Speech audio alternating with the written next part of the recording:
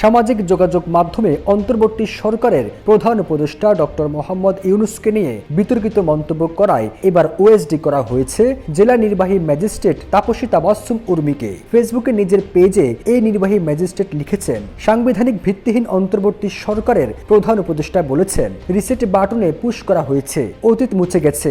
Reset বাটনে click করে দেশের সব অতীত ইতিহাস মুছে ফেলেছেন তিনি। এতই সহজ, কাউন্টডাউন শুরু হয়ে গেছে আপনার মহাশয়। সামাজিক যোগাযোগ মাধ্যমে তাপসী তাবাসসুম উর্মির এমন পোস্টে নেটিজেনরা বলছেন, হাসিনা সরকারের দোসর তিনি। গণহত্যাকারী শেখ হাসিনার সরাসরি চাপায় গিয়েছেন তিনি। এই ঘটনায় তাকে দ্রুত অপসারণের দাবিও তুলেছেন নেটিজেনরা।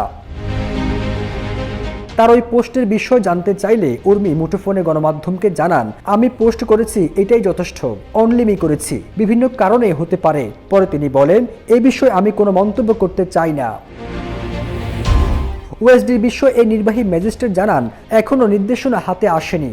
সর্বোচ্চ বিদ্যুৎ সাশ্রয় যমুনা এসি, মাত্র 24 টাকায় এসি চলবে সারাদিন। যমুনা এসি। রোববার সন্ধ্যায় সিনিয়র সহকারী সচিব নীলুফা ইয়াসমিনের সই করা এক প্রজ্ঞাপনে এই তথ্য জানানো হয়।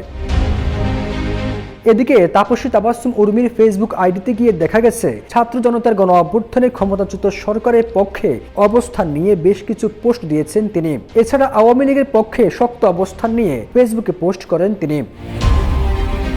এই প্রসঙ্গে জেলা প্রশাসক এইচ.এম. রাকিব হায়দার বলেন, এই ঘটনায় তাকে অলরেডি ওএসডি করে বদলি করা হয়েছে, বাকি সিদ্ধান্ত সরকার নেবে।